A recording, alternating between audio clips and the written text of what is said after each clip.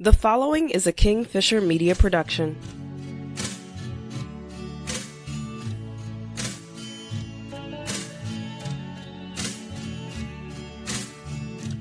Hey guys, you're listening to the In the Blood podcast. I am your host, AC Bergen-Fischer, and thank you so much for listening, whether you are a new or returning listener. I'd like to invite you to find a quiet place where you can consider what's being shared with an open mind and a receptive heart. Before we begin, though, the following disclaimer. I am not a therapist, and nothing presented here should be considered as therapy.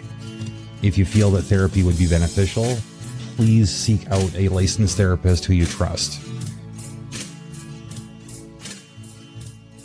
I only have one announcement/reminder for today, which is that, as most of you are already aware, I am offering coaching sessions via Zoom or telephone.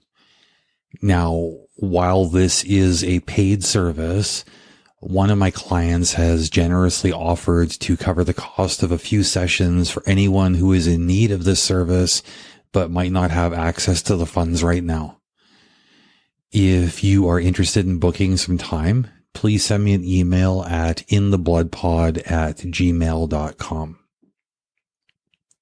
I wanted to start off today with a quote by Rumi, which says, "You have no need to travel anywhere.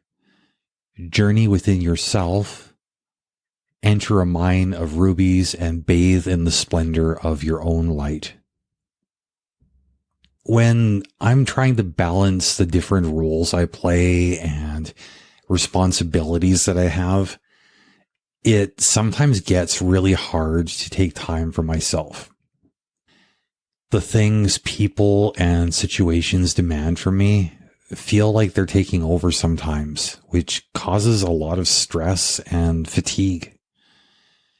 Now, I work really hard to deal with these feelings as they come up, so I don't end up spiraling into a major burnout.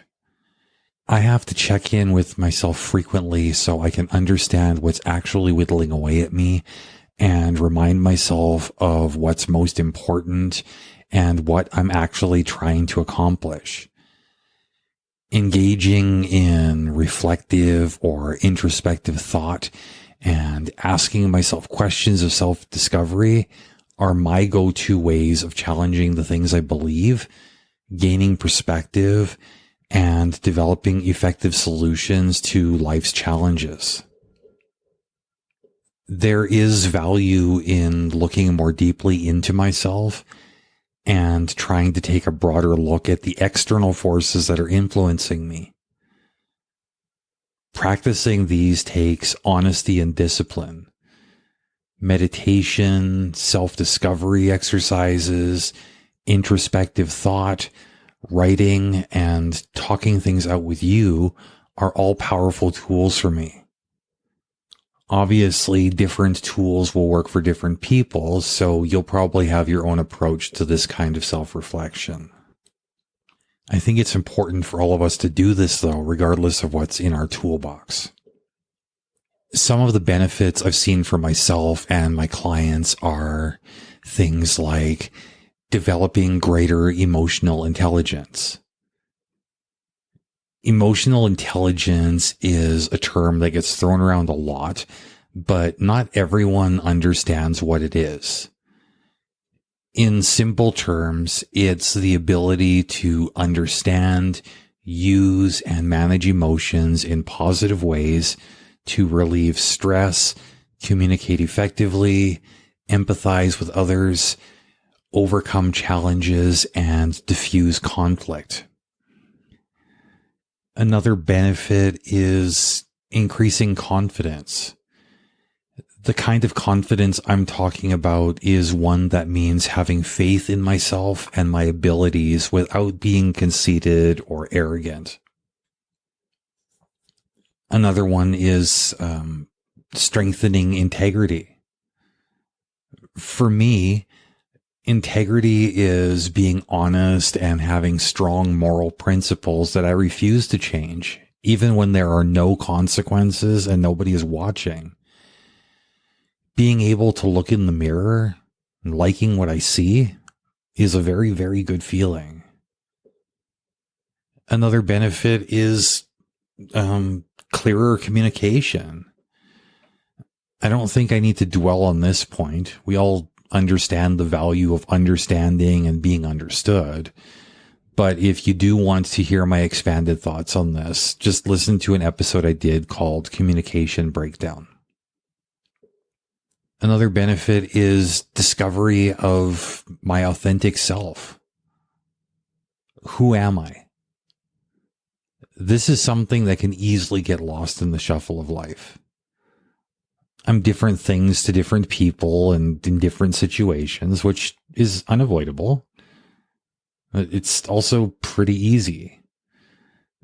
What's not so easy is figuring out who I am when I am by myself in the privacy of my own head.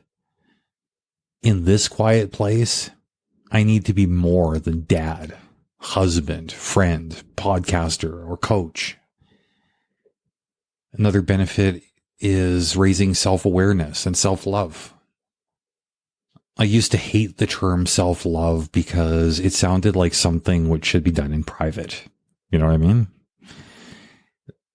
The thing is that it being done in private doesn't have to be anything shameful. It could be as simple as taking a relaxing bath instead of a quick shower.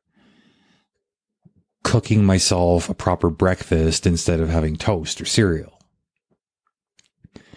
Knowing that I need these things sometimes is a byproduct of self-awareness.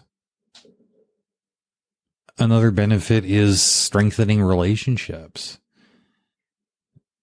When I'm comfortable with me, I'm less demanding of those around me. I'm more likely to be a support than a burden. I might even inspire the people I interact with. I don't think it takes a genius or a relationship coach to figure out that this is powerful stuff. Another benefit is better decision making. When I'm bogged down in negative thoughts, insecurities, fear, anxiety, or even exhaustion, I'm not doing my best thinking. When I don't know who I am, what I want, or what's most important, same. When I take the time to do the me stuff, I'm infinitely less likely to make decisions which are at odds with my best interests. And I think the last benefit that's on my mind today anyways is learning how to fill the proverbial toolbox. When I understand the scope of work I need to do on self, I can better understand which coping mechanisms and management strategies to employ. Having comfortable knowledge of what I need to maintain in me is something it would be difficult to overstate the value of. Okay, so we're all clear on what we're trying to work on and how we will benefit from this process. So where do we go from here? Good question, right? I like to start by asking myself questions like, what are my values? What is my purpose in life right now? Am I taking enough time for myself? Am I socializing enough?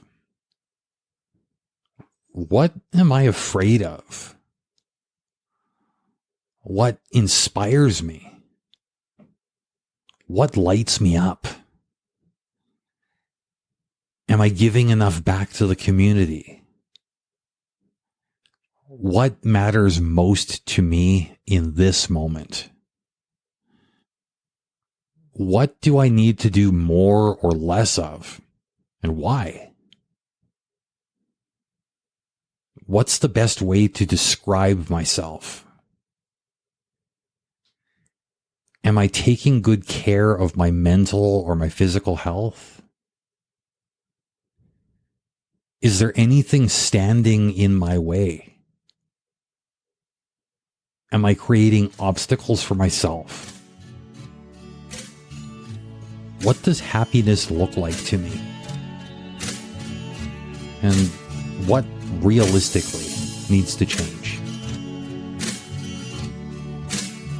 This is an exciting journey. I've shared a bit of what mine looks like, and I'd love to hear about yours. If that's something you're comfortable with, send me an email at inthebloodpod@gmail.com. Until next week, my friends, much love.